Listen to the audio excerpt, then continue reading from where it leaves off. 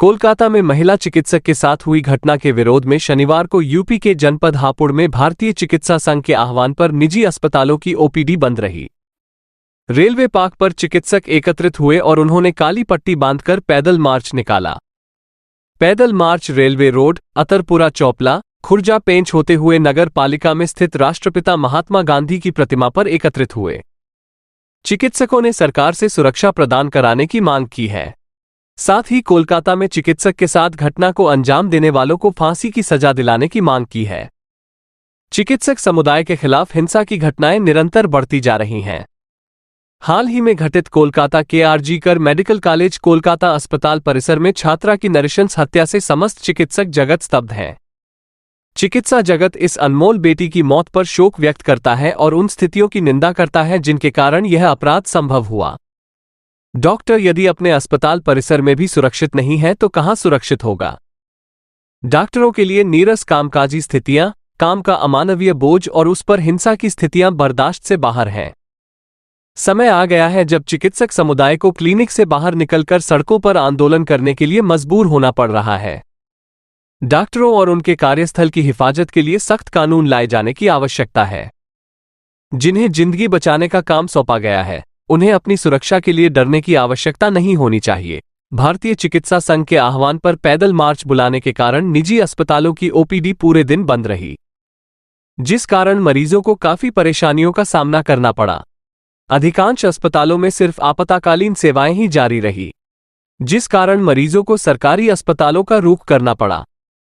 हमारे दिमाग की कमजोरी और समाज के प्रति जितना हम जवाबदेह हैं, जितना हम लोग मेहनत से काम कर रहे हैं, अपना सब कुछ लगा रखा है, उसके बावजूद भी इस तरह की घटनाएं ये एक तरह से ऐसा शो करती हैं कि समाज को हमारे इस कार्य से कोई संतुष्टि नहीं है, या फिर इस तरह का जो बर्बरतापूर्ण कार्य है। आखिर बेटी तो वो हमारी भी है, बेटी आपकी भी हो सकती है, कोई आपका बच्चा भी जो है मेडिकल में जा सकता है। क्या इस तरह की घटनाएं होनी चाहिए? मेरे ख्याल में नहीं। क्या स्त्री की सुरक्षा के लिए क्या हम लोग कुछ नहीं कर सकते? इसमें सिर्फ प्रशासन और समाज दोनों का ही हाथ रहेगा, दोनों ही जिम्मेदार हैं। सिर्फ प्रशासन अकेले से ही नहीं है, इसके लिए समाज भी पूरी तरह से जिम्मेदार है। इस तरह घटनाओं के लिए हमारे को सबको अपनी सोच बदलनी पड़ेगी, हमारे दिमाग की वो बदलना पड़ेगा, इस तरह का सोच नज़रिया कि हम सब लोग सबके प्रति जवाबदेह हैं।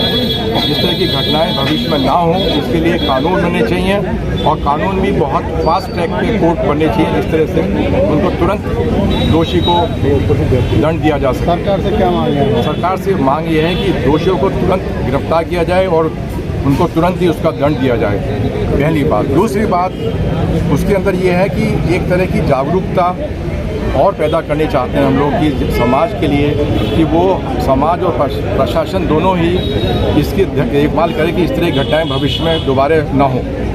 एक समय था डॉक्टर्स को पूजनीय माना जाता था, बड़ा भगवान का दर्जा भी दिया जाता था, पर आज ऐसा माहौल बन गया है कि डॉक्टर्स के प्रति जो अराजकता है, जो हिंसा है, वो इतनी घटनाएं बढ़ रही हैं कि आज मजबूरन डॉक्टर्स को भी सड़क पर उतरना पड़ा। जबकि डॉक्टर्स को सड़क पर उतरने के लिए कोई भी उम्मीद नहीं करता, एक्सपेक्ट नहीं करता। हमसे सब उम्मीद ये करते हैं हम अस्पताल में काम करें, इमरजेंसी डील करें और मरीजों को देखें और फ्री भी देखें जहाँ ज़रूरत है। लेकिन आज हमारी मजबूरी थी कि आज हम सबको अपने साथ और बच्चों को भी लेके और ऑर्गेनाइजेशंस को भी लेके सड़क पर उतरना पड़ा है। तो जैसा कि आप लोगों ने अभी पहले भी सुना कि लखनऊ में न्यूरोसर्जन के साथ कांड हुआ था, एक मरीज नहीं बच पाया, हेड इंजरी थी, तो उसको कितनी बुरी तरीके से पीटा गया, बर्बरता की तरह पीटा गया उसको। तो आए दिन के किस्से होते रहे और अब तो सारी सीमाएं क्रॉस हो गई। जो आप लोगों ने कैलकाटा का कांड सुना होगा कि जो पीजी स्टूडेंट के साथ 31 ईयर्स ओल्ड, आप सोचिए उसके माँ बाप की कंडीशन, कैसे उसने मेडिकल क्वालिफाई करा होगा, कैसे MBBS किया करा होगा, कैसे PG एंट्रेंस करा होगा, और वो इमरजेंसी ड्यूटी पर थी, अस्पताल के अंदर थी। तो परमिसेस देखो, अस्पताल की परमिसेस थी।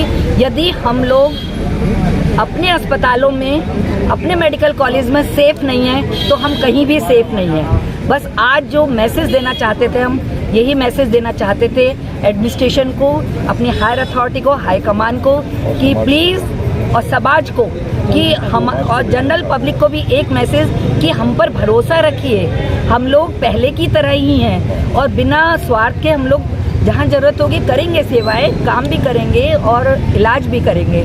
लेकिन कृपया करके यदि सब चीज़ माहौल बना के रखना है तो डॉक्टर्स को भी थोड़ा सा इज्जत उनको भी चाहिए और इज्जत। और ये जो कांड हुआ है ये इतना डॉक्टर समाज के लिए नहीं, पूरे समाज के लिए निंदनीय है, पूरी महिला समाज के लिए निंदनीय है। इसका मतलब आप लोग बराबर का दर्जा देते हैं औरत को आदमी के साथ, लेकिन औरत फिर भी सेफ नहीं है। बस एक ही तो कारण है कि फिजिकली वो वीक है। इसके अलावा बताइए आप मुझे कौन सी कमी है उस लड़की के अंदर?